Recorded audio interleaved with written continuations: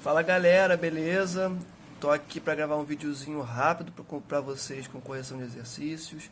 Antes de qualquer coisa, desculpa essa cara aqui largada, tá? Tava fazendo aula agora e vim agora gravar esse vídeo para vocês, tá? Explicando qual é a proposta desse vídeo.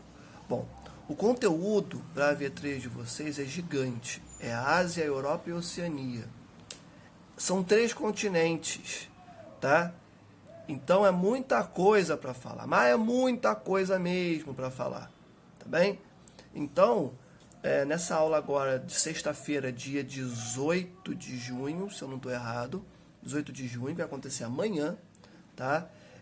Eu vou fechar o conteúdo de vocês e espero fazer isso em um tempo e no segundo tempo já corrigir pelo menos uma folha de exercícios, tá bom? Porém, a nossa prova é na quarta-feira. É na quarta-feira. E eu sei que tem gente que gosta de estudar durante o final de semana. Eu também gostava da continuidade de vocês. Então, para não deixar ninguém na mão, eu estou gravando esse vídeo aqui, já corrigindo as 2 folhinhas, tá? Para vocês arrebentarem nos estudos. Show de bola? Então, galera, é isso, tá? Professor, que segunda folhinha é essa que você está falando? Só tem uma folhinha aqui comigo. É que eu vou entregar para você. O Almir do Futuro vai entregar para vocês essa segunda folhinha na aula de sexta-feira. Tá? No caso, já entregou, né? O professor do futuro fica perdido com as linhas do tempo. Tá? De qualquer forma, essa segunda folhinha que eu vou corrigir já aqui nesse vídeo, já foi entregue para vocês na aula do dia 18, tá? E eu vou corrigir aqui também. Show de bola? Ficou confuso? Acho que não, né? Qualquer coisa, me mandem mensagem. O mais importante é vocês terem em mente que todas as folhas de exercícios de geografia que vocês têm serão corrigidas aqui. Show? Então vamos embora. Vamos lá. Agora eu vou começar corrigindo a primeira folhinha de exercícios que eu entreguei para vocês, tá? Vamos lá. Número 1. Comente sobre o processo de formação das cadeias montanhosas da Ásia. Galera, para responder essa questão, a gente tem que ter algumas coisas em mente. A Ásia, ela é um continente gigantesco, tá? Talvez a palavra que melhor resuma a Ásia é diversidade, pluralidade, muita coisa, tem muita vegetação, muitas espécies vegetais, muitos climas, muitos tipos de relevo, tá? Então é muita coisa na Ásia, porque é muito grande. Se é muito grande, uma grande latitude, logo, ela tem vários tipos climáticos. Show! E, obviamente, tem várias formas de relevo também. Tem montanhas, no caso, dobramentos modernos, tem planícies, tem planaltos. Show! Mas aqui nessa pergunta, eu dei foco para as cadeias montanhosas. Tá? Então, é bom ter em mente que a Ásia está numa região que é tectonicamente instável, principalmente ali o sul-sudeste asiático, tá? Basicamente o que acontece ali é o seguinte, nós temos o choque, o encontro convergente de placas. Professor, o que é choque convergente de placas? Conteúdo do 6º ano. Encontro frontal de placas tectônicas, convergente, está convergindo. Tá? Então, quando 2 placas tectônicas ou mais se encontram, elas formam relevo. Uma placa se sobrepõe sobre a outra e forma-se relevo. Tá? Conteúdo do 6º ano, não vou me estender sobre isso. Tá? Mas, professor, dito uma resposta para a gente, então, beleza. Essas cadeias montanhosas são formadas a partir do encontro convergente de placas tectônicas. Ponto. Acabou. Fechou. Tá? Se eu falei muito rápido, eu tentei falar pausadamente para todo mundo conseguir pegar, né? Mas se eu falei muito rápido, pausa o vídeo, volta, tá bem? Vamos para 2. O que são monções? Quais são os seus impactos sobre o continente asiático? Galera, eu expliquei monções na última aula, né, de segunda-feira. E é tranquilo, é de boa, tá? Vamos recapitular. Antes de qualquer coisa, a gente tem que ter em mente o seguinte. diferença de calor específico. Como assim? O continente, a parte continental, a Terra, né, onde as pessoas estão, o continente asiático, de fato, ele vai ganhar calor com mais facilidade e também vai perder calor com muita facilidade. Professor, é só na Ásia que isso acontece? Não, isso acontece no mundo inteiro, tá? A parte continental sempre ganha calor com muita facilidade e perde calor com muita facilidade também, tá? E o oceano, a água de maneira geral, né, ela tem mais dificuldade para absorver calor e também tem dificuldade para perder calor. Isso é um ponto fundamental para o nosso entendimento, tá? E qual é a relação disso com monção? Seguinte, durante o verão da Ásia, todo aquele calor vai gerar sobre o continente, lembrando que a Ásia é um continente gigantesco, massas de ar muito grandes, muito expressivas. Essas massas de ar vão se direcionar para o Oceano Índico e depois vão retornar para o continente com a própria umidade do oceano acompanhando essas massas de ar. Tá? Professor, por que as massas de ar estão se movimentando? Galera, porque a Terra gira. Se a Terra gira, as massas de ar vão se movimentar por conta disso. Tá? Professor, o que é massa de ar? É nuvem. Tá? Massa de ar é um nome bonito para nuvem. Show? E aí, quando essas massas de ar vierem do Oceano Índico e entrarem no continente asiático, aí, meu amigo, é alagamento. Aí é destruição de produção, aí é gente morrendo, aí é o pessoal correndo, não tem jeito, tá? Então, esse é um ponto fundamental de ter em mente, o que é a monção. Mas essa é a monção de verão. E a monção de inverno? Como é que é? É o inverso. Como assim, professor? Ué, ó, pensa no inverno. A Ásia fria pra caramba. Frio pra caramba na Ásia, tá? E o oceano, como é que vai estar? Principalmente o Oceano Índico, tá?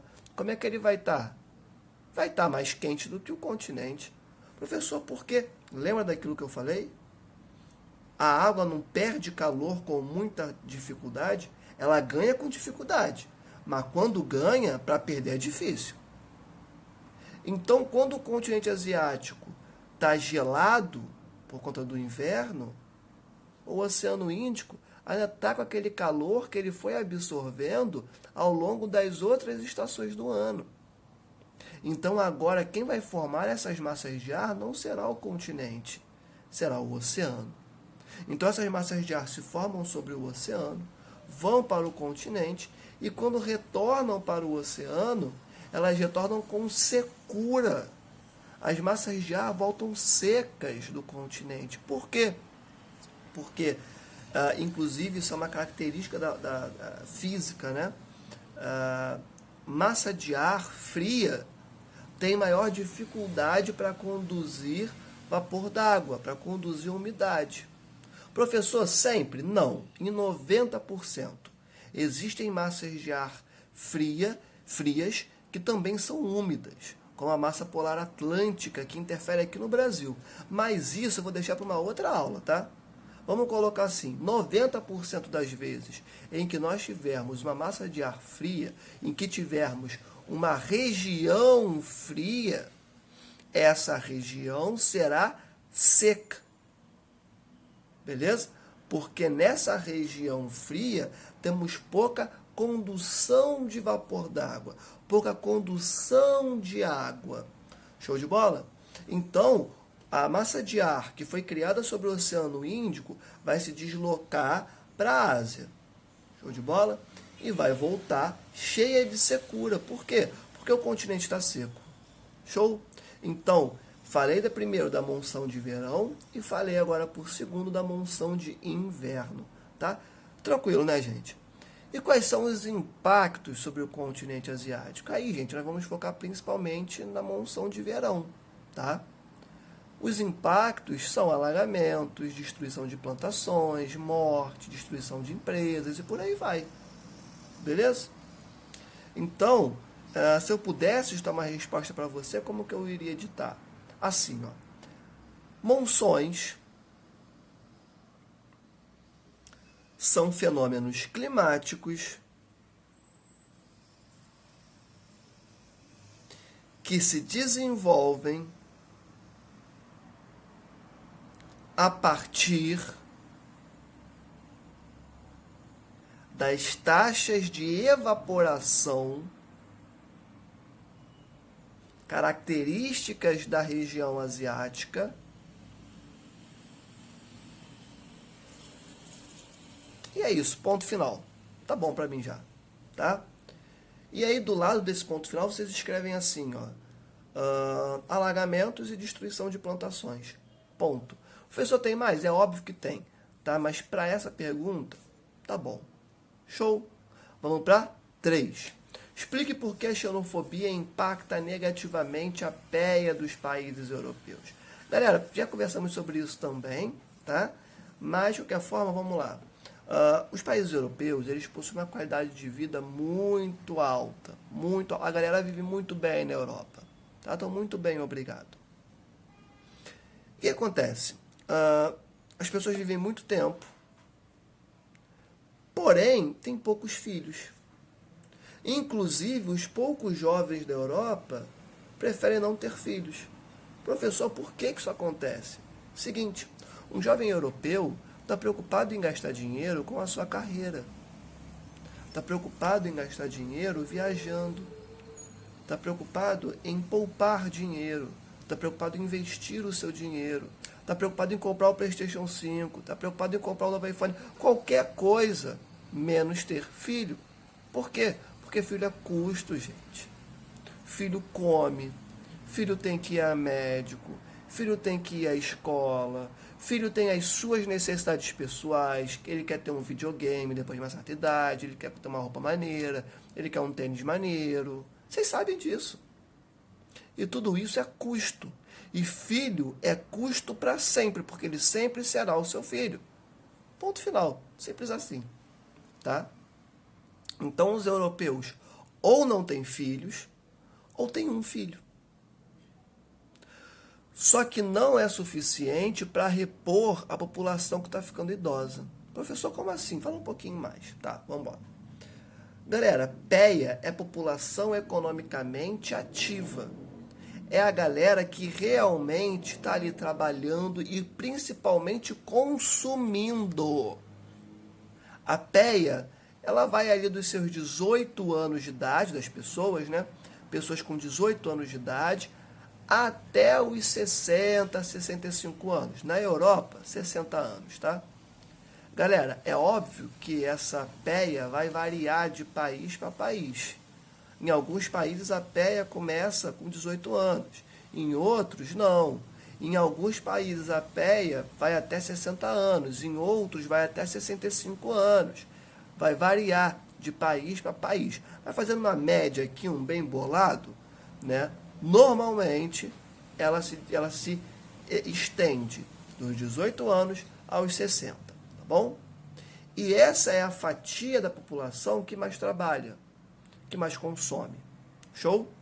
Só que essa galera tá ficando velha, né? As pessoas vão vivendo, vão envelhecendo, vão ficando idosas. E se o pessoal não tem filho, não tem ninguém para repor essa população. Se não tem ninguém para repor, como é que a produção continua a ocorrer? E o consumo dos produtos? Porque idoso consome? É lógico que consome, mas o idoso não compra um Air Jordan 1. O idoso não compra um PlayStation 5. Ah, professor, mas o meu avô, ele se amarra no PlayStation. Pô, maneiro. Mas de maneira geral, o idoso não se preocupa com certas coisas. Não se preocupa com o novo iPhone. Entende? E são produtos que têm um maior valor agregado. São produtos que são mais caros. Percebe? Então, o padrão de consumo é diferente. A galera que mais consome é a galera adulta. É a galera que compõe a PEA. Tá bem? Então, esse é o problema relacionado à PEA dos países europeus. As pessoas estão ficando idosas, porque o padrão de vida é muito alto, as pessoas vivem cada vez mais, porém não têm filhos. Se não tem filhos, não tem ninguém para repor essa peia. Se não tem ninguém para repor essa peia, crise econômica. Sacou?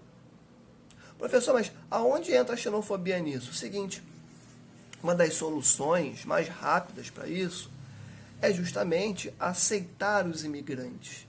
Imigrantes venham, entrem no meu país, porque assim vocês vão o quê? Vão compor a minha peia. Logo, mais gente trabalhando, mais consumo. Professor, isso é maravilhoso, né? É, bacana, bacana. Mas tem um probleminha aí, não tem? Tem. Que é o seguinte, por mais que seja a solução mais rápida, mais tranquila, muitos países europeus têm criado políticas para impedir a entrada desses imigrantes. Professor, peraí, professor, o que você está falando, cara? Como assim a galera não quer migrante? É solucionar o problema todo? É, iria. Mas existe a xenofobia. Xenofobia é o medo, é o não gostar de outras pessoas simplesmente porque elas vêm de outros países, de outras regiões. Tá? E o europeu, professor, são todos? É óbvio que não, né, gente? Mas existe uma parcela ali que é mais de boa. Mas muitas pessoas na Europa têm um preconceito com migrantes. Tá? E aí, quando eu falo imigrantes, não pensem que eu estou falando de pessoas que vêm dos Estados Unidos, que vêm do Canadá, que vêm do Japão, tá? Que vêm da Nova Zelândia, da Austrália. Eu não estou falando dessa galera. Pode até sofrer ali uma xenofobiazinha e tal, mas ainda assim, gente, quando eu falo de xenofobia mesmo, eu estou falando contra pessoas que vêm do sul global, o que inclui a gente, tá? Porque nós moramos no Brasil. O Brasil se localiza na América Latina. Ou seja, nós somos latinos. Nós sofremos xenofobia na Europa. Ponto final. Ah, professor, mas uma amiga minha viajou para lá, falou que é muito... Gente, quando você vai para a Europa, para os Estados Unidos, para turismo, é uma coisa. O tratamento é um. Quando você vai morar, o tratamento é outro. Quando você passa a ser um cidadão europeu, que vem de outro lugar, está tentando se tornar um cidadão europeu, o tratamento será outro, porque você não vai chegar ali, consumir e voltar para o seu país. Você vai chegar, você vai se estabelecer, você vai trabalhar e você vai morar ali. Essas pessoas vão te ver todos os dias. Então o tratamento muda. Tranquilo? Então, muitos países europeus têm se fechado para a migração, pelo medo do europeu. Os migrantes que vão, na sua maior parte, para a Europa, para tentar se estabelecerem lá, são advindos da Síria, da África, principalmente o norte da África. Beleza? Tem de outros países da Ásia? Óbvio que tem. Tá? Mas vem principalmente do Oriente Médio, e aí destaque para a Síria, que está passando por uma guerra de mais de 10 anos. Tá? E destaque também para a galera da África. Então tem aquela ideia do não queremos que eles entrem aqui porque eles são terroristas. Ou porque aquelas mulheres com a burca, né, aqueles homens, aquelas barbas. Não queremos uma mistura da nossa cultura com a cultura do imigrante. Eu sei, é violento, mas esse é o discurso. Quer a maior prova disso? Olha o Brexit, que a gente vai falar na aula de sexta-feira. Amanhã, no caso, né? Um dos principais motivos para o desenvolvimento desenrolado do Brexit, que foi a saída do Reino Unido da União Europeia, foi a xenofobia. Tá? Então, esse movimento de negar o imigrante dificulta ainda mais o problema dos países europeus. Tranquilo, gente. Professor, fala uma resposta aí pra gente, tranquilo. A xenofobia impede que migrantes entrem na Europa, o que complexifica os problemas atrelados às baixas taxas de natalidade desses países afetando diretamente suas PEAs, população economicamente ativa, tá? Ponto final. Essa aí é a resposta, tá? Vamos para 4. Está totalmente inserido no hemisfério norte e em sua maior parte no oriente, sendo os seus limites naturais os montes Urais, o mar Cáspio e o rio Ural. A leste, ao sul, o mar Mediterrâneo e o mar Negro. O Oceano Atlântico ao oeste e, nas altas latitudes, o Oceano Glacial ao norte. É um dos mais importantes e influentes continentes do mundo. Que continente é esse? Continente europeu. Professor, mas como é que eu vou saber que é o continente europeu? Galera, ó, totalmente inserido no hemisfério norte. Isso sozinho não diz muita coisa, mas é uma primeira dica, tá? No Oriente, na sua maior parte. Professor, mas como assim? A Europa está no Oriente? Galera, lembra do meridiano de Greenwich? O meridiano de Greenwich passa exatamente ali na Inglaterra. E ele divide a Europa. A maior parte fica no Oriente e a menor parte fica no Ocidente. Professor, então por que nós dizemos que a Europa é o Ocidente, é o ocidental? Galera, questão cultural. Questão cultural. Do ponto de vista geográfico, a maior parte da Europa é oriental. Vocês percebem como que a cultura ela é muito importante na nossa sociedade? A gente acha que um continente que geograficamente é oriental se localiza no Ocidente, só que ele não se localiza. Ele é tido como ocidental, a Europa é tida como ocidental por conta dos seus valores culturais, tá? Que são entendidos pela população mundial como ocidentais. Mas geograficamente, a maior parte da Europa está no Oriente.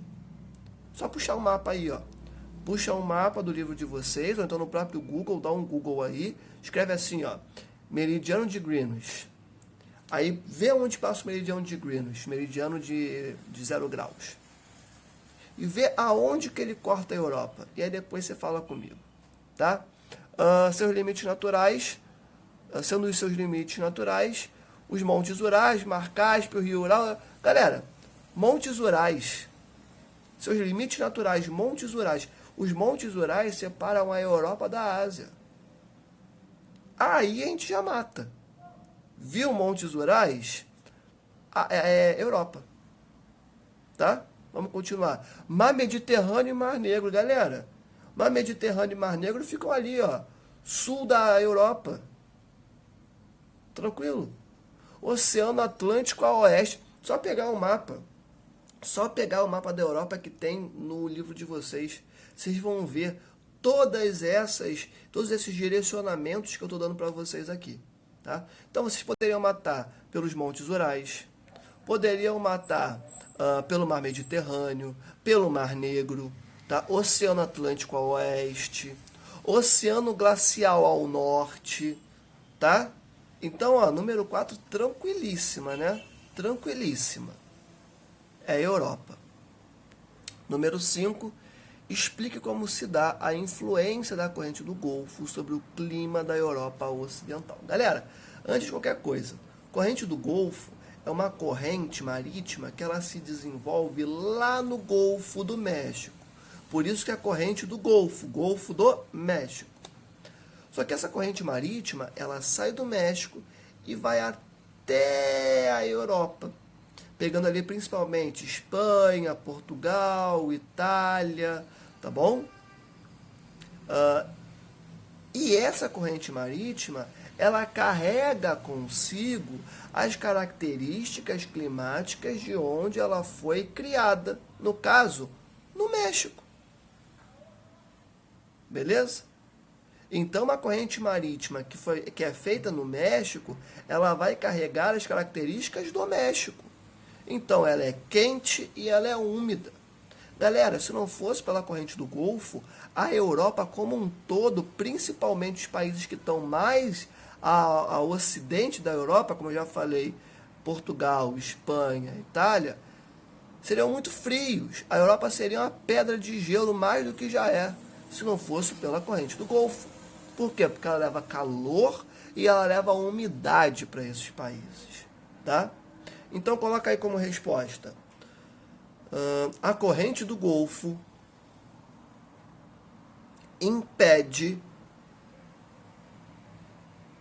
que os países europeus tenham climas muito frios, vírgula, em virtude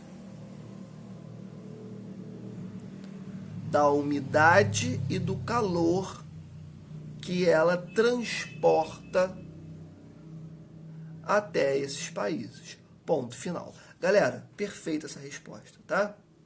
Vamos agora para a segunda folhinha que eu vou entregar para vocês amanhã, tá? Na verdade, quem está em casa já tem essa folhinha, né? É só para quem tá em sala que vai receber essa folha amanhã. Vamos lá. É a folha do dia... 18/6, tá certo. Questão de número 1. Quais são os impactos da utilização da energia termonuclear? Esse é o conteúdo que a gente vai ver na aula de amanhã, tá? De sexta-feira. Galera, energia termonuclear é energia nuclear, tá? Tem energia atômica ali dentro. É um tipo de energia, é uma fonte de energia que gera muita energia, tá? E depois que a estrutura inteira está desenvolvida, está posta, não é tão caro assim para manter uma usina termonuclear. Só é caro depois para colocar o seu lixo, né, porque é radioativo, tem que criar todo um ambiente controlado para essa radioatividade não vazar, para não contaminar os solos, não contaminar os rios, os corpos hídricos, né, as espécies vegetais. Mas depois que está lá, a quantidade de energia gerada é tão robusta, é tão grande, que o resto dos custos nem importam tanto, tá? Tanto que grande parte da matriz energética dos países europeus é termonuclear. E aí destaque para a França, que tem seu nome, se não me falha a memória, 70% da matriz energética francesa é nuclear. É advinda de usinas termonucleares. Por mais que eles tenham uma pluralidade ali de fontes energéticas. Mas ainda assim, é tanta energia gerada, que a galera mantém as usinas termonucleares. Tá? Então, mas quais são os impactos dessas usinas? Cara, se uma usina termonuclear explodir, esquece. Aquele ambiente vai ficar radioativo durante dezenas de anos, durante centenas de anos. Tá? A contaminação é absurda, porque está lidando com material radioativo. Outra consequência, se as câmaras que têm a função de reter, de guardar esse lixo nuclear, não forem bem projetadas, pode ter vazamento desse lixo radioativo e pode ter contaminação do solo, contaminação de corpos hídricos, contaminação de pessoas, porque se contamina o solo, contamina as plantações. E aí depois aquela espécie vegetal é colhida, mandada para o mercado, e quem come é a população. Aquele peixe que vai ser pescado está radioativo. Tranquilo? Então, os impactos são muitos. Mas se eu pudesse colocar aí uma resposta, eu diria assim. Contaminação de solos, contaminação de rios, contaminação de plantações, contaminação de espécies vegetais, de espécies animais, perdão. Ponto final, já tá bom, né? Tem muito mais coisa para falar, mas acho que essas 4 aqui, são as principais, tá? Vamos para o número 2. Que continente é esse? É o menor continente do planeta, com uma área de 8,5 milhões de quilômetros quadrados, formado por ilhas continentais, de corais e vulcânicas, além da Austrália, que é uma plataforma continental. Galera, é a Oceania, tá? Dá para matar só pela primeira linha, É o menor continente do planeta. O menor continente do planeta é a Oceania, tá? Para vocês terem ideia, em questão de população, são mais ou menos 36,5 milhões de pessoas, se não me falha a memória aqui.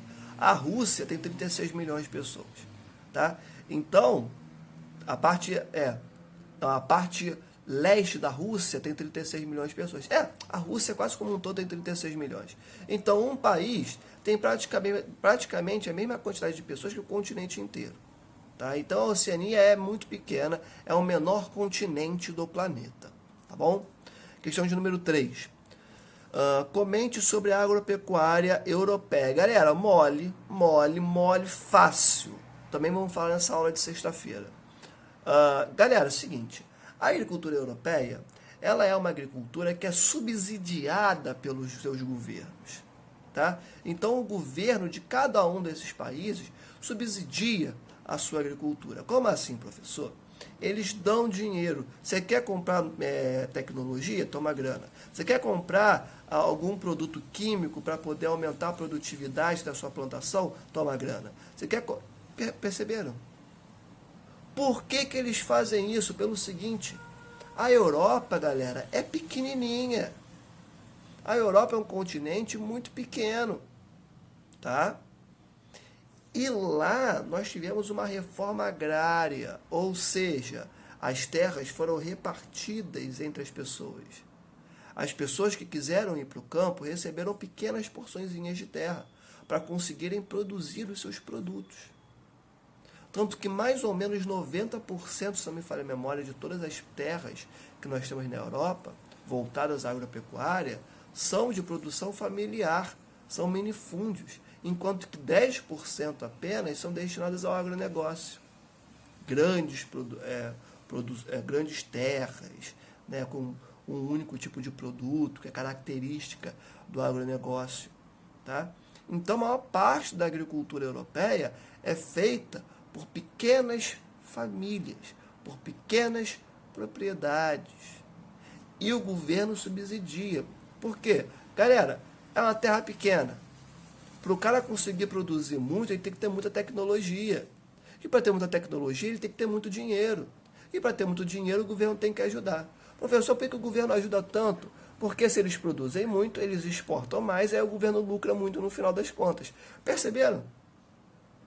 Perceberam? Então, como resposta, o que eu poderia dizer para vocês? A agricultura europeia é altamente mecanizada,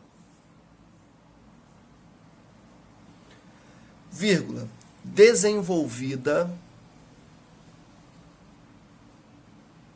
em pequenas propriedades, de novo,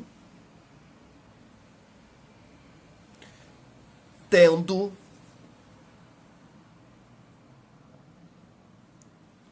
muitos subsídios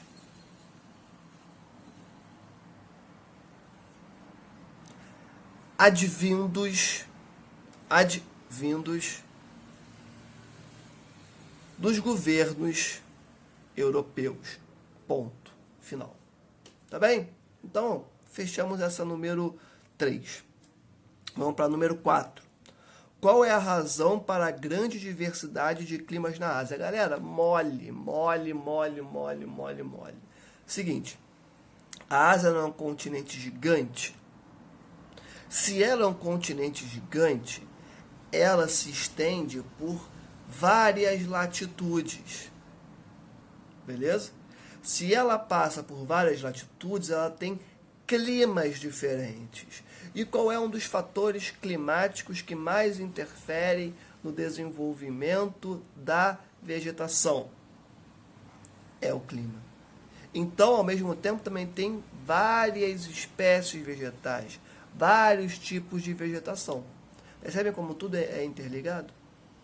Pegaram? Então, eu já esqueci a pergunta. Qual é a razão para a grande diversidade de climas na Ásia? Mole, escreve aí.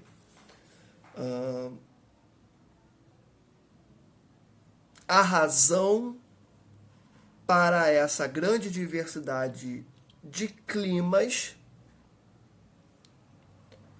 é a grande extensão